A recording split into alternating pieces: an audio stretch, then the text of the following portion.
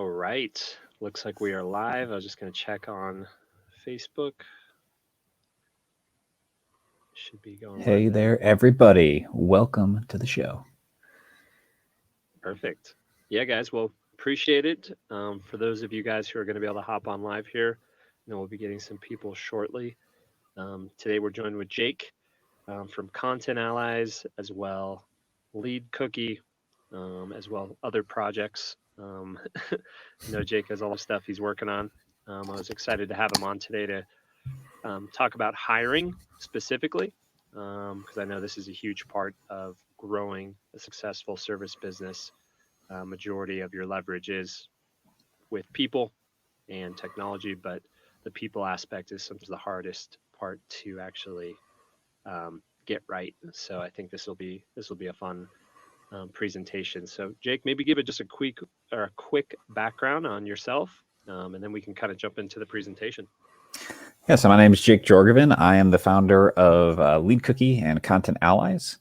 And so in total, we've got about 30 team members across the two companies. And so we've done a ton of hiring, built it up. I have Lead Cookie to where it literally runs on just a few hours of my time each week. I don't even show up for the team meetings anymore, which is cool. And typically just own a project or two each quarter. And Content Allies, I spend a bit more time on still, but have that very much well running without me. So one of the things that I've been really strong at is hiring people, giving people ownership over stuff and just letting them run it. And so that's kind of the goal of this presentation today, is to dive through everything I've learned on just how to succeed, not just in hiring, but getting new hires ramped up and integrated into your company as well. Man, I love it. Okay, cool. Well, I know you got a presentation prepared. Yep. And sorry, I got a little sore throat here, getting over a cold. So no worries. I'll do the talking here. I'll dive through the presentation, and then happy to do Q&A here at the end. So feel free to drop questions throughout, and then I'll answer them as well at the end there. Awesome. Cool. Alrighty. Can you just let me know that you can see my screen, Tyler? Yep, there you go. Cool. Should be good. I'll go ahead and drop off here, but you are good to go moving forward, and I'll ping you if anything comes up. Awesome. Cool. So I'll be walking through today, again, how to succeed in your next hire. To kick off, here's what to kind of expect in today's call. We're going to cover a lot of ground. Really just been trying to refine this presentation and share everything I know. So we're going to start off with some common hiring mistakes that I see people make. We're going to dive into who to hire, how to figure out what that next hire in your company should actually be, what roles you should be looking for. We're going to talk about how to design the application. And actually getting that, how to make sure that that's very little work on you and attracts the right kind of candidates. We're then going to talk about getting applicants. How do you actually go about getting people to apply for that? We'll talk about successful interviewing tactics and how to think about interviewing and handling that. We're going to talk about why you must have a 90-day success plan for new hires and how to create those in a successful way. We'll talk a bit about how to not suck at management once you hire someone new. As well as kind of some of the phases of leadership that, your hire may fit in these kind of different buckets, and just as ways to kind of think about that. We'll talk about kind of compensation and incentives for team members, as well as, when do you hire contractors versus full-time. And then lastly, diving into some of the tactical things on how do you actually pay people, because that can actually be challenging at times, especially when you're working with global team members. So a lot of ground to cover today, so excited to dive in. So I already gave a bit of background on myself, but again, just a quick intro. Was once a solo consultant. So literally about 3 years ago, it was pretty much just me, and I didn't have a team at all. And over the past 3 years, I've grown Lead Cookie to a team roughly about 25 people, a mixture of full-time and part-time. Again, I spend about 3 or 4 hours per week on that while I'm focused on building Content Allies. And Content Allies, we're at a team of roughly about 12, again, with a mixture of probably quite a bit more part-time there, but we've got about 5 core full-time people, and then probably got about 6 to 7 part-timers. And I also do kind of business advising and coaching on the side of that as well, since I kind of don't have to work in these companies a lot, and I enjoy it. So that's a bit about myself. Diving into the hiring mistakes, some of the top hiring mistakes that really see people make is one of the first things that I'll see is when people are kind of early on hiring, or they're looking to hire someone, often they try to hand off too many roles to one person. And so someone, who's doing a ton of stuff, they think, oh, I need to hire like this project management person and just take all of this off, or like they just try to almost clone themselves, is one of those mistakes that people often make, especially when they're kind of early in that stages of shifting from like entrepreneur to building their team. And that's one of the big mistakes of getting into this frame where you can't hire, you're not going to clone yourself. You're not going to find someone else who can do all of the same things you can do. But instead, you're almost going to like carve out individual roles and individual areas that they're going to take off of your plate. And so when people try to kind of carve out too much, or they try to just like hand over a bunch of the work they do, that tends to not go well.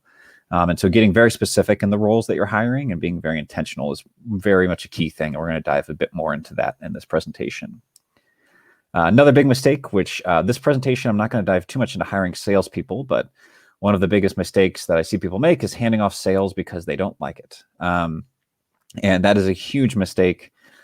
Because it's just almost always fails. And like when a sales hire works is when your sales process is working, it's doing extremely well. You've figured that out as the entrepreneur, and now you're hiring someone to replace you in it. And you're not just getting in sales. Like when someone hires sales because they don't like it or sales isn't performing well, that is a recipe for a terrible hire. You hire sales when sales is going so well and you don't have time to run sales anymore. So again, just a big mistake I see a ton of people make there. Another mistake, hiring a good person without a clear fit of what they will be doing. This is a big thing where I see people often maybe trying to hire friends, family members, stuff like that. And they, maybe a past colleague or something, and they say, oh, this is a great person, like they're really smart and talented, and they're trying to fit this good person into their company. Again, another just recipe for disaster, because if you don't have a clear role of what they're going to be doing, then even if they're a great worker, a great person, like they're not going to succeed. They're not going to provide value. It's just going to be not good either all around. Other mistake is then once you get someone on board, being a poor manager and delegator to the person, not letting them know how to succeed, what their responsibilities are, like not giving them clear direction, which we're going to again dive a lot more into that today. And then the last mistake I'll say is failing to recruit early is another big part of this. And we'll dive into this in the application process. But you want to recruit weeks or even months before making a key hire. And all of my biggest hiring mistakes have come because I was hiring in a frenzy because I didn't prepare for it. And I then only had like a few weeks to get up a job posting and try to get some applicants and try to make a hire. And whenever you're trying to get up a job posting and make a hire in like a matter of weeks, like you don't get all of the good applicants that you can. And where you're in a much better spot is say you recruit months before a new hire and you've got just this like backlog of applicants. And then when you go to make the hire, you've got way more to choose from. It's got more, and like you're not kind of pulling from a smaller pool. So recruiting early, just another really important thing. And when people fail to do this, this is almost where every single one of my bad hires has come from, is when I did not recruit early. So that's kind of some of the key hiring mistakes that I wanted to hit on. And we're going to dive a lot more into how to avoid some of these throughout this. So the next thing is the question is who to actually hire. Seems kind of like this could be obvious, but one of the big things is companies are growing and trying to figure out, okay, who's my next hire? Like what's that next lever that I pull? Who's the next person that I need to be pulling in? Is it a marketer? Is it project management? Do I need a virtual assistant? Do I need a salesperson? Like, what am I looking at here? And so one of the things for kind of entrepreneurs or small businesses, the biggest way that I look at this is using this activity called activity log. And so this is, again, a piece that came from Strategic Coach, which is a great framework where basically for 2 to 3 weeks, I typically do this whenever I find I'm getting really busy as an entrepreneur and I got a lot of stuff going on or too much on my plate. And what I'll do is for 2 to 3 weeks, I'll write down every single task that I do. So like literally I'll just keep typically like a open document on my computer or something. Some people do it on a notepad next to their desk, and you write down everything you do from like, okay, cool, giving a webinar versus like, okay, I'm dealing with like payroll. Okay, I'm dealing with I'm, delegating tasks to virtual assistants. Okay, I'm doing outreach. I'm having sales calls. I'm creating proposals. Like, what are all of like the tasks that you do? And when you do this for 2 to 3 weeks, you're going to end up with this massive list of everything that you as the entrepreneur right now are spending your time on. And what you do then is, after you've got that in about 2 to 3 weeks, you'll have probably captured the pretty most large cycle of most of the work, or how you spend most of your time. And what you can then start to do is then categorize those tasks into 3 buckets. Things that are really irritating and like drain the life out of you, and that you're just like, I hate this task and I want this gone. And you can have things that, okay, these are okay, I can be all right with them, I'm pretty good at them, but I don't love them, but like I can deal with this. And then things that are fascinating. And so fascinating would be like, when like this, if I could spend all day doing this stuff, like I would just be happy as can be. And you start to kind of build this, and then like your real next hire should probably come from those areas of irritating or okay. Like, you want to get rid of those things that are draining energy from you, or maybe things that are in the okay category, or are things that you're like, I can do it, but like there's probably better people to do it. For example, things for me around like project management, or handling like strategy for clients. It's like, I'm okay at that stuff, but there's people that love project management. They just love organizing all day, and there's people that love working with clients on strategy. And it's like, while I can do that, at some point, it's not what I love. And so these are, again, areas to look at, to kind of do it with like the goal of eventually you make enough hires to where like you're just doing fascinating stuff all day. And that's like awesome and fun as an entrepreneur, and you're getting to do what you're uniquely meant to do. So this is one of the activities that I recommend anybody when like you're feeling overwhelmed, when you're like, okay, we're growing, I got too much on my plate, we need to make a hire, I don't know who next. Like, this is a great way to start to look at that, and also kind of build the roles and responsibilities for that future person. And some other ways to think around this is that like, what you hate, someone else will love. And so, as odd as it is, like I remember when starting Lead Cookie, like a lot of what we do is like really boring, monotonous work where every day you just go in and do the same repetitive stuff. And what's blew my mind when I started making hires was realizing that like, while I hated like the in the weeds work of that company, there are people that love it. And I remember having a conversation with a team member when we almost kind of tried to promote her to a strategy level.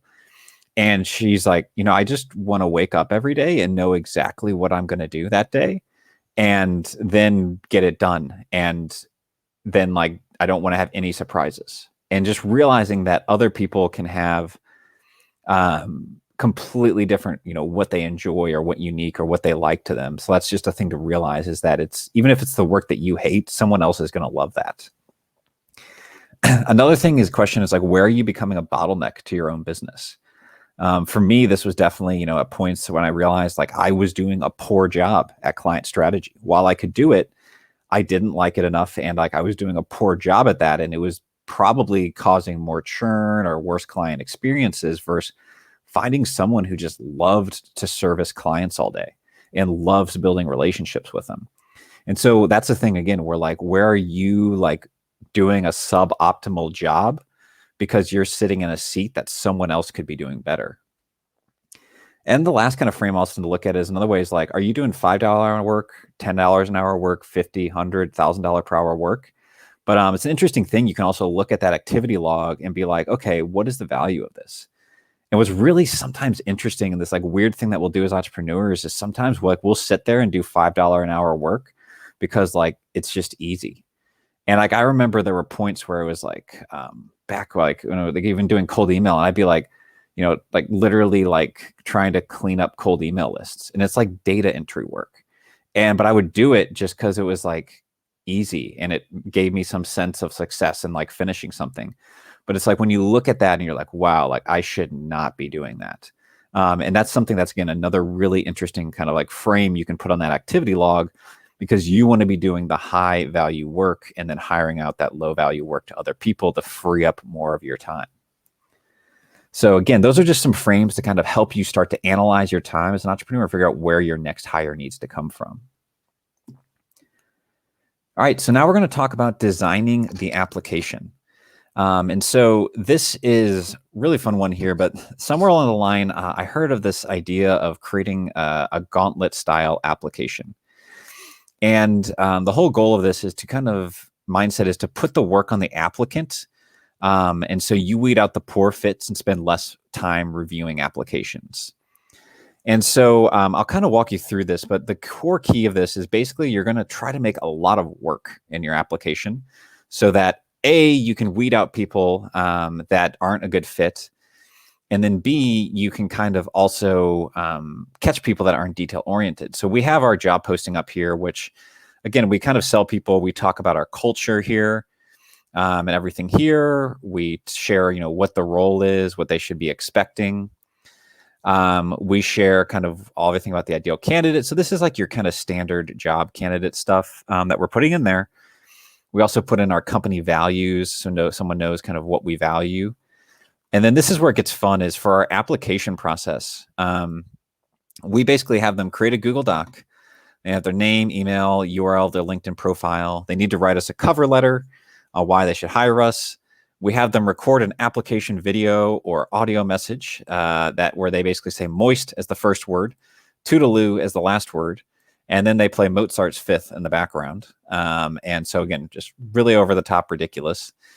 And then we have them upload this video to Dropbox. And then this is the key detail that all the non-detail oriented people miss, but add the Dropbox link as a verifiable item to your Google Doc after your cover letter and questions. And so again, seem like this little thing here, we know when we open it up and it's like, okay, this is step 4. Someone put the Dropbox links right here. They didn't read the details. And it's like a simple thing, but like that's kind of stuff like weeds people out for like project managers and everything like this. And so the whole goal of this is to create this kind of thing. We asked them to send us like a funny video, kind of cultural stuff here, and send this application in with a particular way that they kind of do their subject line and everything. And the whole goal of this is to basically have it to where, if you don't do this, you'll get 150 applicants for something. And it's just like a bunch of resumes and it's overwhelming. And like you have no way to filter through that. And it takes tons of time to go through 150 applicants and tons of interviews. With this, like we'll typically be reviewing maybe 5 to 10 applicants seriously, interview 3 to 4, and make a hire out of that. And it's just a way to kind of, again, put the work on the applicants and less work on you as the company as hiring. And it's interesting because like some people get annoyed at it, but those are probably not good culture fits for us. And we get on the calls with people and they're like, I get what you're doing with that application. And I knew that if I did it, I actually had a shot. And so the people that actually do it, they just like, they're probably already going to be a good fit for us. So again, really cool way to just try to design your applications. And again, you can kind of really kind of customize that or tweak that however you want. But that kind of general process is just a great way to weed out applicants. So that's a bit on designing the application. The next thing I want to dive into is, okay, how do you actually get applicants? And this is a fun one here where it's really not that complicated. Like there's a handful of job sites that we'll typically post to. I'll share just kind of some of my favorites here. HireMyMom.com is a great one. We hire tons of stay-at-home moms. It's been a great persona for us. Upwork is, again, a place we go to very often, and we'll kind of modify that job process I showed you to make it into an Upwork posting. Dynamite Jobs, another one that I use very frequently. And again, there's a bunch of others out there. These are just the ones that we've kind of consistently had pretty good results with. And then, some of the other things you can look at is Facebook groups for the skills you need. So we'll post our jobs in certain like content marketing forums if we're looking for writers, or on virtual assistant communities or stuff like that if we're looking for VAs. You can also share your job posting on LinkedIn and ask for referrals. You can ask friends and colleagues. And honestly, one of the really interesting things is just asking your current team members. Like once you start to build a team, like I swear probably 70% of the lead cookie team is just all friends of Mari Carr, who's one of our team members. And like she just brought her entire friend group and like they're all great. And so you sometimes like A players tend to know other A players. And so if you can just find a few good people and then just kind of keep expanding and building from them and their referrals, it goes a super long way. Yeah. So that's kind of what we've got on the applications, getting applicants process. Next, we'll dive into the interviewing process. And so for interviewing, there's a few things that I typically do with this. One is that basically I do a kind of what I call like pre-interviewing, where I just email back and forth a few times with the person. And this could really be about anything. It doesn't really matter what it is, but typically from their application, I'll just find something and I'll ask them a few questions before I hop on a call. And the purpose of this is that I want to see how they communicate in written word. And it's a simple thing, but if you think about it, today's day and age, like so much business is done through Slack, through email communication, going back and forth. And so how someone writes is a very important skill. So I know that if a person sends back a giant block of text with like no paragraphs and like run-on sentences and like poor grammar, like that's probably not going to be a good fit. But if someone writes back and it's like, hey, this is like a well-written email, like it's cohesively thought out, like it's, it makes sense, like that's a good sign. And so again, emailing back and forth a few times is going to give you just a context for how they're going to communicate in written. And that'll honestly like weed out a lot of people, which is actually just saves you some time. And then when I get to someone who like makes it through there and I go to the actual interview, it's honestly really simple. Like the kind of thing is just kind of asking a bit more about them, sharing the role about what they will be doing and kind of what this role is going to be. And then really the goal is to evaluate like, hey, is this a good fit? Do we think you're a good fit for the role? Does the role we have, the compensation we have, does that align with what you're looking for in your life? Does this sound like something you're interested in? And it's just kind of having that conversation. And so again, it's just nothing like super intense there, but that's like kind of the general framework. But one of the things I ultimately look for is like, do you get along with this person? Like, do you have some sort of connection? And like the way to like look at this is like, would I want to hang out with this person at a barbecue? Or if we had like a company picnic or something, even if it were all digital, like would this person fit in? Because that's assuming that someone can do the work and you have a handful of candidates who can do the work. The real question is like, who is culture fit? Who do you enjoy talking with? Who do you feel like is going to get along with the rest of the team really well? And so again, that's kind of what I look at down to. It's nothing too crazy. You're just trying to evaluate if it's a fit, kind of clear out the details. Sometimes I'll even try to talk someone out of the role and see if like they're really wanting and like kind of say everything negative about the role. But really you're just trying to see like, is this going to be a fit? Do I think they're going to be able to do the role? And if yes, do I think they're going to culturally fit in? So that's the kind of piece on interviewing. It doesn't have to be super complex there. You're just having conversations. Some other things here that kind of help in this process is that I do think personality profiles can be helpful for an added layer of certainty. And so, for example, there's tons of ones out here like DISC personality, Strength Finder, stuff like that. There's this one that we use often called it's like mynextmove.org, which is like this thing to help people figure out their next career jump.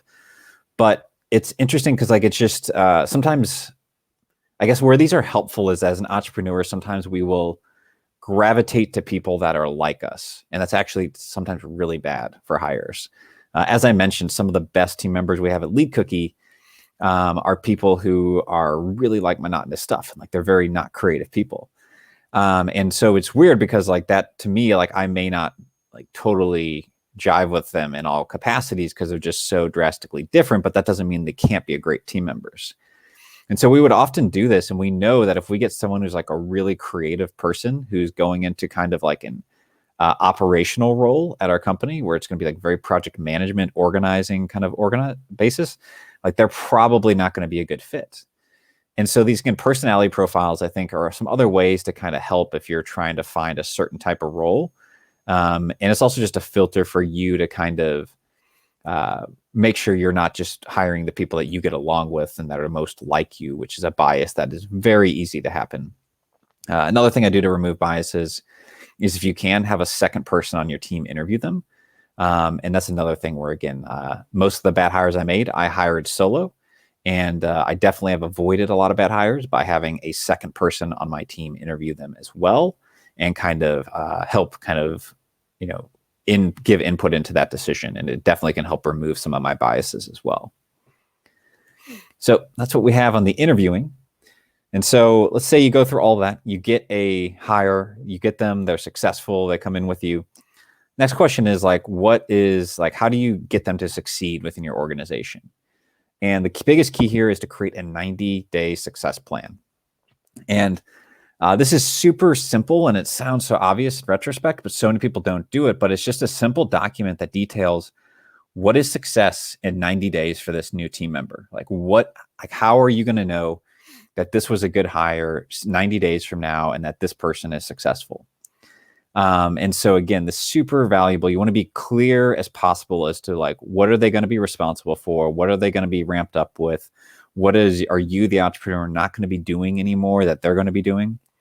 And what you want to do is just get very clear on what is 90-day success, and then write a plan of action and a roadmap for getting them there. Because this is one of the biggest things where people will hire someone and they just kind of toss them into the weeds. But if someone doesn't know like what they're working toward, then they're going to be frustrated because they're not going to know what to do. You're going to be frustrated.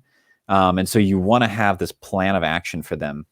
And that's going to help you both get aligned and make sure that they are working toward what it is that you want them to move toward. And so with that, within that 90 days, there's typically kind of some phases of success or ramping up. And one of the biggest ways I look at this is, for most hires, you're going to kind of go through this kind of shadowing kind of thing. And so I like this analogy of kind of, if you've ever seen like a waiter at a restaurant being trained, it's basically like the first phase is like they just kind of follow someone around. They shadow and absorb information, and they watch what the experienced waiters do. And the second stage, basically, their boss kind of shadows them while they're doing the work and they're actually going to tables. And then eventually, like, they kind of go off on their own while their boss is checking in on the work. Maybe he's still kind of like overseeing and stuff. And then eventually, like, they just kind of own their role. And that's kind of the same exact kind of flow that you're going to do where, for example, when handing over strategy at Lead Cookie, for a while, like, I just shadowed for like a month or so while I was running calls with customers, doing strategies, and I'd sit with them live, work with them. I'd show them what I do. And then eventually I started having him run calls, but then I would be kind of showing up on them, and then I'd be checking everything on the back end before we send it off to the client. So I'm shadowing him as he's doing the work. And the third phase, I'm kind of like, okay, cool. You can just go start running these calls on your own. And I'll kind of check in on the work. Like, you send me the strategies before you send it out to the client. I'll double check everything and, kind of previewing all that before it goes out. And then eventually you just kind of let someone go with it. And then it's like, now it's just like, okay, what's our churn rate? That's what we're really measuring our account strategists by. Like, how well are you retaining customers? And so it's kind of now based off of a KPI, and I don't need to check in on that anymore because he owns the role and he really kind of owns that. And so that's kind of what you want to think through with these hires is like, what are those phases that they're going to go through, and what is the timeline for going through those phases? But this is kind of just a real simple framework, especially to hand off more complex roles like sales or strategy or project management or things like that. The other thing you definitely want to do within that 90-day success plan is get really detailed as to what someone's roles and responsibilities are going to look like when they're fully ramped. And again, so, ambiguity is the enemy here. You want to be crystal clear as to what they're handling, what they're not. And so that way, there's no gray zones on, okay, I'm hiring a salesperson, but it's like, is that salesperson closing deals, or are they closing deals and generating leads? Like, are they meant to prospect? Or are they just handling inbound? Like, you need to get really crystal clear as to what they're responsible on and like what they're going to be handling at the end of those 90 days. All right. Next one here on how to not suck at management. So you get someone here, you get the 90 days, you're in your 90 days or you're past it, and like, you want to actually lead team members and be well. Because this is one of the biggest things where, again, it's not just making the hire, but it's actually learning how to lead the hires. And there's so much to learn here, but one of the biggest favorite quotes that I have is when someone fails to deliver, first look at the manager, AKA yourself. And so especially if you're new to hiring, like if your team members are failing to deliver or something's coming back and it's wrong, people are missing timelines or something, I will say most cases it's likely not their fault. It's probably yours.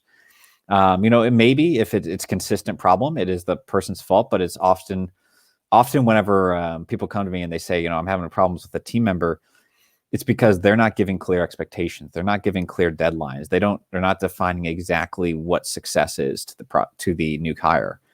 And so again, when someone is not succeeding, they're not doing what you want, first look at yourself and say, like, am I doing everything to give them what they need to succeed? Like, was it crystal clear? And that's one of the first things I would always say, to kind of look at that. The other thing you want to do is provide consistent feedback from day one. And so what you don't want to do, and a lot of people do, is they just kind of, they're just like, oh, cool, that looks good, that looks good, that looks good. And then when something's wrong, then they start giving feedback, and that's not good because it kind of almost gets the person scared or afraid of feedback. And so what you want to be doing is find something to, we use this thing like a compliment sandwich, but you want to, every time someone delivers something to you, a new hire, you want to compliment them, find some level of constructive criticism or area that they could improve, and then let them know they did a good job. And like when you get into this, it's a consistent feedback loop where they're used to getting feedback and suggestions from you as a manager, and it creates this healthy dynamic on it. Recommended reading I always have for someone who, if you're getting new to kind of management, or even if you've been there before, the 1 Minute Manager. Super easy book. You can read it in about an hour, and it's just very tactical to help you get better at leading and managing people. So those are some basic things to actually help that person become better. Another one of my favorite tools here is Impact Filter. And so this is another one from Strategic Coach, and I'll kind of share what this looks like here, but this is kind of a simple template here where it's really, say I'm launching a project. I'll actually kind of pull up my example one here. But there was a point about 6 months ago at Content Allies where it's like we were starting to grow, and our operations was definitely failing. And so I put this thing like Impact Filter together for my ops person, saying like, okay, we need to make operations improvements. We need a not rock solid operations behind the new model. So it's this kind of fresh questions of like, what do you want to accomplish? What is the difference this is going to make? Like, why is this important? What is the ideal outcome? And what are the success criteria? Like, what has to be true when this is finished? And this is super important just because like it helps you frame up everything. It's almost like that 90-day success plan we talked about, but you can do this for, say, projects or initiatives to make sure you get everyone aligned and going in the same direction on a project here. So I use these all the time as a tool to really like go to my team members and say, hey, like this is what we're trying to do. We're trying to build playbooks, or we're trying to build this new service line. And like, this is what success means when we're at the end. And you can use this as a great tool as a way to kind of get people aligned in that same direction and define success for them. So again, one of my favorite tools on just how to actually manage people better. I've got a link here. I'll share the slides and everything here, but there's also an article from Strategic Coach about the Impact Filter, or you can Google this in more detail, but phenomenal tool that I use all the time. And so now as we're going to get into our last few topics here, the phases of leadership is another really important one that I want to hit on. And it's also just really important to understand where your kind of hire is going to sit in this phases of leadership and what you're looking at. So, there's kind of 3 levels here, which I'll dive into. It's going to be delegation, responsibility, and then ownership are kind of your 3 levels. And the key is at the start here, at like first level, whenever someone's looking to hire, is like you're just learning how to delegate. So like you tell one task that they need to do, and then they come back to you and they do the task. And so this could be a virtual assistant doing really basic support for you, or say a contractor fulfilling deliverables based on your instructions. Hey, write this article or create this video, and you give them something specific and they come right back to you. And so that's kind of like your first phase. And hires in this area can be a lot simpler. It's not as complex. It's not as, they're very interchangeable. So if you're looking at hire here, it's something you don't need to sweat too much on because your hires, you can very easily swap them out. There's very little back and forth that you need to worry about, or onboarding time for something here. So these kind of hires are much, much easier to kind of go into. The second hire, which a lot of times level 2 will eventually evolve to level 3, but this is where you're maybe making a hire that you're giving someone a target to accomplish, but they're going to have to chart the course and figure it out.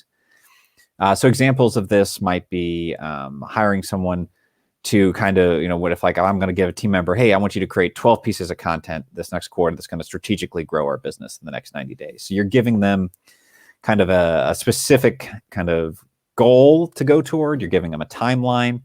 But like ultimately they're going to be doing the work and kind of figuring out a lot of stuff along the way without you saying, hey, these are what all 12 pieces of content need to be. So it's kind of like you're getting to this, it's a step up from delegation. You give people a lot more freedom over the work. Another thing could be like, documenting all the existing process in a playbook or creating like that. That's something where, again, I'm not going to tell you exactly what needs to be done, but like, hey, we need this documented in our playbook. And so this is next level. And again, these hires tend to be where a lot of, I would say, more senior level hires start. And then a lot of senior level hires will eventually, like your goal is to kind of level up your phase as a leader and your team member as a team member to where you're like, they're really getting over to a level of ownership. And what I mean by that is eventually like getting to the point where you're ramping up your team members to where they're taking ownership over a particular domain and they're setting their own targets and priorities. So example of this, over at Content Allies, like our video department was having some issues. And I didn't tell my team to fix this. My ops person kind of just owned this. She knew that, hey, like our videos, like we're not hitting our turnaround times. Like we've got a bottleneck in the process. Like she dove in and she figured out the solution and fixed it. And that's kind of what that gets to whenever you have someone who has ownership over an area where like they are just setting their own targets and they know what needs to be done and accomplished. Same thing at Lead Cookie. Like my head of sales has just taken ownership over our entire process. He updated it as he sees fit. Like it is a different process than what I handed over to him. And so he's just kind of evolved and grown that and taking that wherever he feels that it needs to be. And so the key difference as you kind of elevate this level of kind of from a responsibility to ownership is that they are setting the targets. Like they're really just owning their domain. They're typically kind of just performing against business metrics and they're setting the targets instead of me. And I might just kind of advise and help kind of guide them in the right direction or kind of coach them on what the right target could be. So those are some things, again, to look at and just recognize like what level of hire you're looking at. Because again, it's unlikely, someone's going to move directly into ownership, but it's helpful to know where someone is going to sit on that spectrum and just what you're looking for. Because again, individuals who can do that ownership roles, they tend to be expensive, but they are often like the biggest leverage jumps for entrepreneurs. Like when you get a head of ops who just can rock it and run your company, like it is awesome. It's a lot more expensive but it's than like delegating and managing all that stuff yourself. But whenever you can say like, hey, like project management's having some issues, like you just go figure it out and someone just builds that system or refines it, like that's a super powerful spot to get to. The other alternative on that is like, you hire individuals who can only fulfill that delegation role. They tend to be low cost and replaceable, but like, again, you're going to be kind of managing a lot of that stuff. So, you're going to have a mixture of both of those in your business, but just something to be kind of conscious of as you're making those new hires. All right. Last couple sections here on compensation. A lot of people ask like how to determine how much you should pay a new hire. And one of the things that I always look at is, for contractors and deliverables, there's a general rule of thumb is that, you want to have a 35% maxed cost of goods sold for deliverables to the end client. So if something costs you $35 to create this design, you want to be charging at least $100 to the client for that, because you need to have room in the middle for your project management, your sales, your marketing budget, and then profit. And so 35% is like a maximum cost of goods sold is like a general rule of thumb for like a healthy business. Definitely you can go lower than that. I know some companies that are able to run it like a 10, 15% cost of goods sold and they have great profitability and then like, or maybe they've got more management overhead. But that is something I think definitely to look at is that if you are not making at least 35%, like making, at least 65% margins on your COGS, like that is not a good spot to be at. And so that's what I look at whenever I'm looking at saying like hiring a contractor, a writer, an hourly person or an editor or something. So that's things to look at there. For full-time hires, typically we'll look at research on what is comparable industry rates for similar roles. And so again, there's a ton of sites out there like Glassdoor and sites like this that have data on this. And really kind of the rate you pay someone, like that can give you kind of a frame, and then you can kind of choose based on experience. So for example, if you hire someone who's like really pro and experienced, who's like probably smarter than you and better than you in the role, then you're probably going to be paying on the mid to high end of the scale.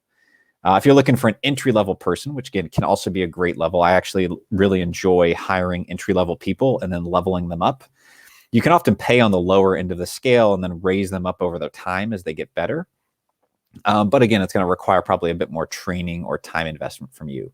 No right way or wrong way on that, but that's just some different kind of ways to think about it, or how to figure out what to expect to pay for, say, like a full-time role of a project manager or a strategist or something like that. So those are some just kind of pieces there. And then the other thing is, for incentive structures, and that is also super important. So for lower level hires, this can often be a really simple incentive structure, raises based on time and performance and reliability. So if someone's just doing great work, you just maybe give them a bonus here or there. You raise them up over time after they've been with you for 3 months or 6 months or a year or whatever that is. And so those are very, very simple there.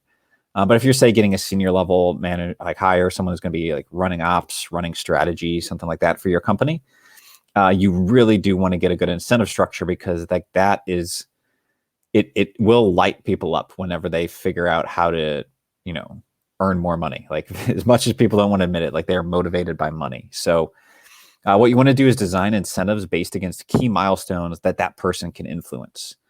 And so, for example, you might say, okay, whenever you achieve like X responsibility, like you have this off of my plate, you get Y raise. Or whenever a company achieves X milestone, you get Y. So, for example, my ops director at Content Allies, is compensation is tied to like our monthly revenue, because ultimately at the end of the day, the ability for her to of the company to grow and do great work is largely built on her to be able to run operations, to handle more clients, to be able to pull stuff off my plate so I can market more and attract more customers. And while she's not doing direct sales, like operations and revenue is just like, it's very tied together. So that's a key one there. And the same for like strategist. It's tied to her percentage of the strategy clients that she's managing. And so again, trying to figure out how you can design an incentive where it's attached to what that person can influence. Another thing is just asking them, what do you want? And, what are your goals? And it's in the design and incentive plan to get them there. But for some people, it's not always about the money. They might want to be evolving to doing a new role or new type of work. Or one of our designers, like she just really excited and enjoys learning new mediums and is starting to learn animation and video production and stuff. And so giving someone almost like a learning trajectory is sometimes a really exciting kind of path for someone as well. So again, a lot to go into here, but there can be a lot of depth in this one. It's a challenging one, and there's no easy answer to this, but it's all about getting creative and just figuring out how to align that incentive structure that's going to motivate someone, and it's something that they can influence and actually drive. And it's aligned with your business goals at the same time. All right. And so contractors versus full-time. Simple, quick question here, but I always get asked this question: do you hire, W-2 employees or contractors? And again, this is relevant to the USA. I know there's probably a lot of international companies here as well, but I'll give it kind of the quick overview. I'm not going to go too much into detail on this. And a quick disclaimer: I am not an attorney, so this is not a legal advice. But I'll tell you that the law is very much state to state. But for most small businesses, if you have someone who is a remote hire, who is working on their computer and makes their own hours, you can probably start as a contractor, especially if they're part-time or they're offshore. And so this is where, again, you can do a lot with contractors here. There's some states like Delaware and California are starting to make this really difficult. But there's a lot there. And again, alternatively, even if that's a challenge, like if you go offshore, then you don't have to worry about that at all, really. So yeah, there's a lot to go into there, but again, majority of our team members are contractors. And it just keeps it kind of simpler, and it's a lot less paperwork than the W-2 aggressively, like with W-2 member or team members in different states and stuff like that. So contractors tends to be the simpler way to go in this whole remote environment. And then last final topic of the day is paying team members. A simple logistical thing that always comes up is how do you actually pay people? And it sounds like it should be easy, but I swear this world is more complicated than it is.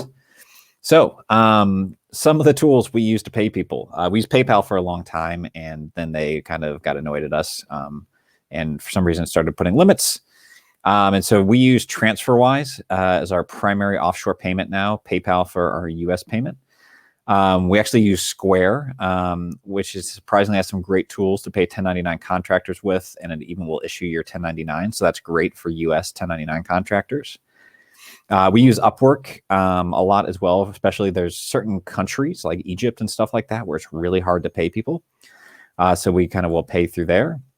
And then Payoneer is one that we actually ended up not using, but we kind of experimented with for a while. But these are all kind of the tools that we actually use to pay team members. But again, it doesn't have to be superly overcomplicated, but especially when you start getting international, different companies can be or different countries can have these odd regulations or wonkiness. PayPal doesn't work in every country of the world, and neither does TransferWise. So sometimes you have to kind of do a mix of these different services. So that is what we've got here, Tyler. That is it. So I will kick over to Q&A and let people chime in with their questions here.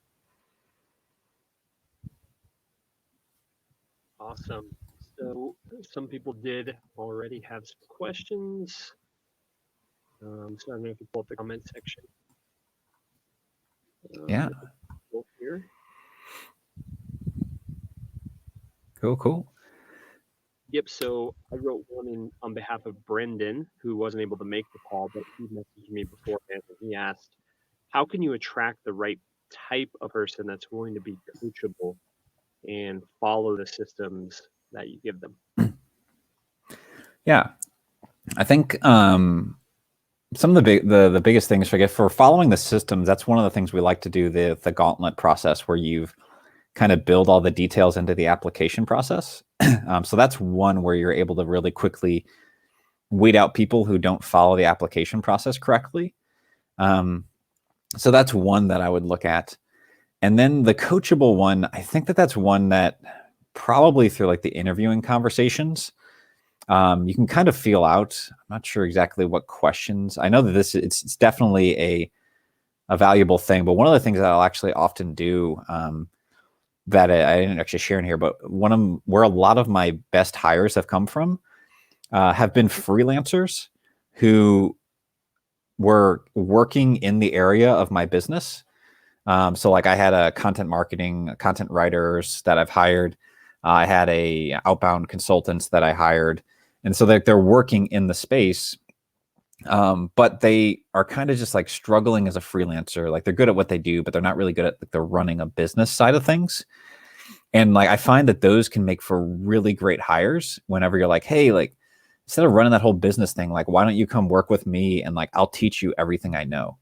And like, like I'm running this much more established company over here. We've got some good stuff going. Like you can come in and like run operations, or you can run sales, or you can run strategy.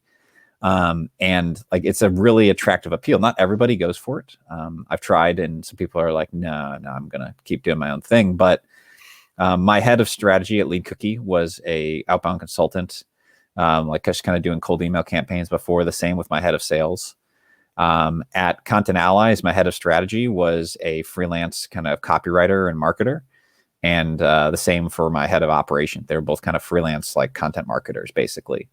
And so that's what I think, where I think you can find really good coachable people, is when you've got those freelancers who are kind of struggling at the whole business side of thing. You're like, hey, like come work with me and I'll show you how to run a cool company.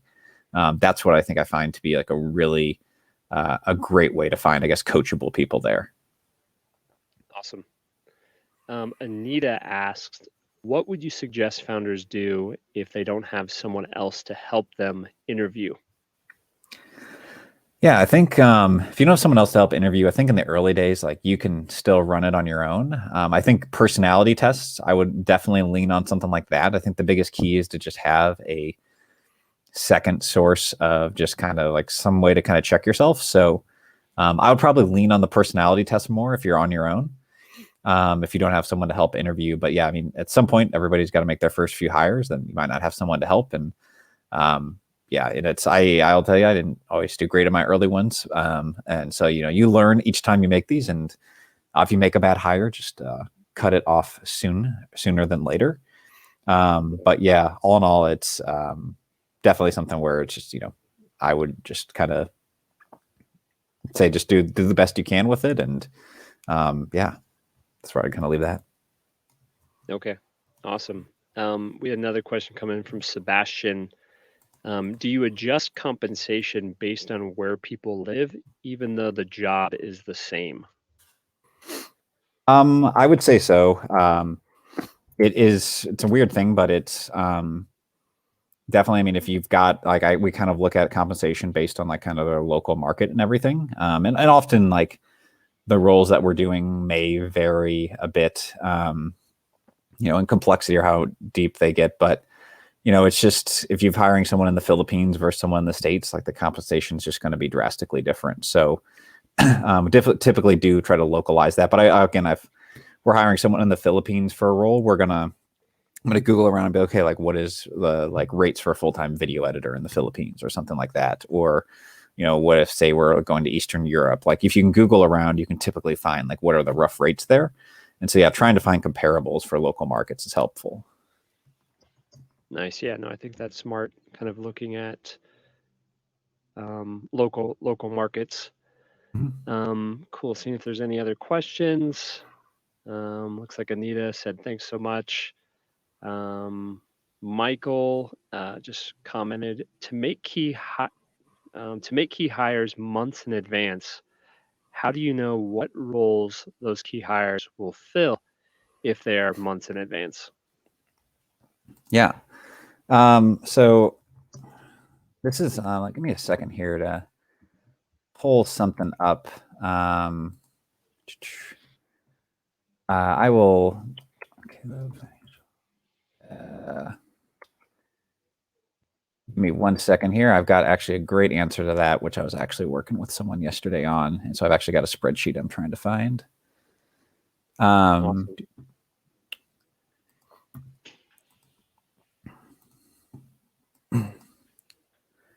All right. So let me share my screen here again. And so this is it's getting a little more advanced, but application window. All right. Can you see my screen over there, Tyler? Yep. Let me go ahead and toss that up.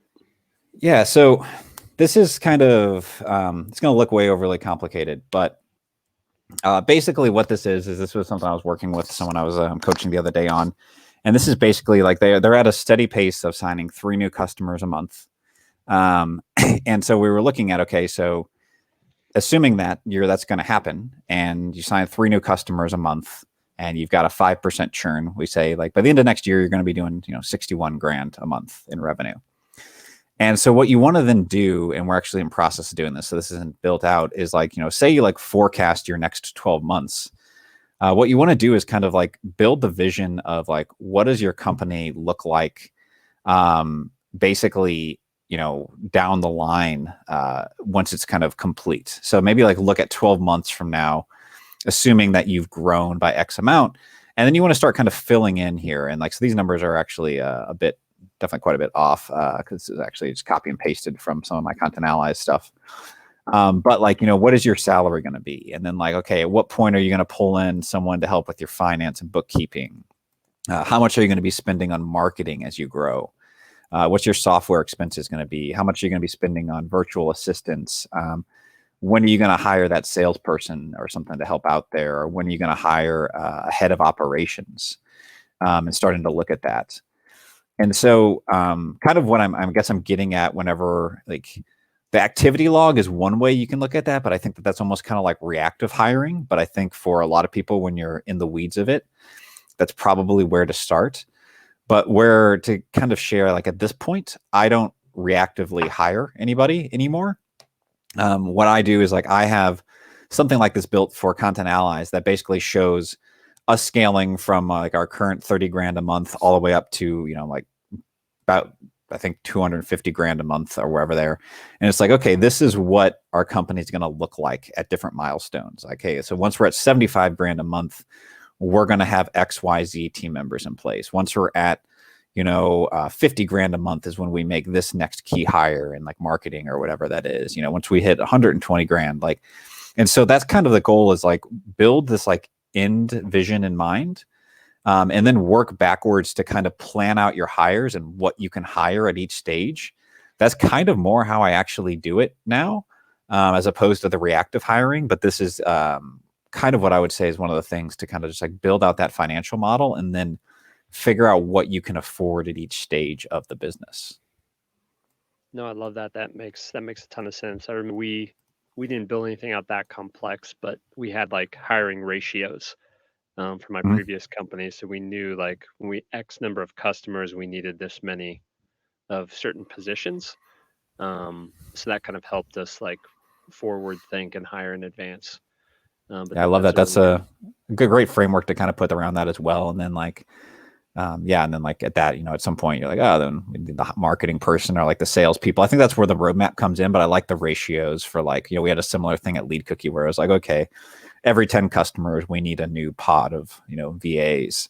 Yeah. But then it was like, okay, at what point do you hire the strategist and the salesperson thing? I think that those are the larger ones to plan out. So I like that. Awesome.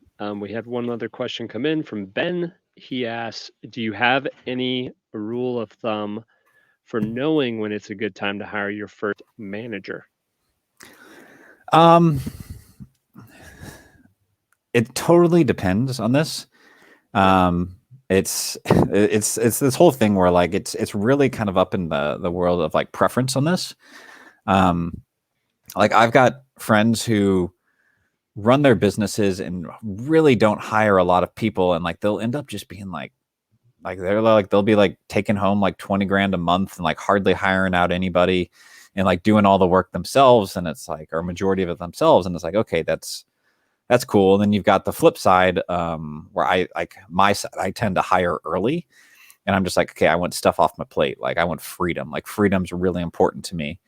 And so I'll hire early, kind of take less profitability in the short run to have more freedom or longer term scalability. I've got another friend who's doing like 180K a month and he's still like running sales at his company.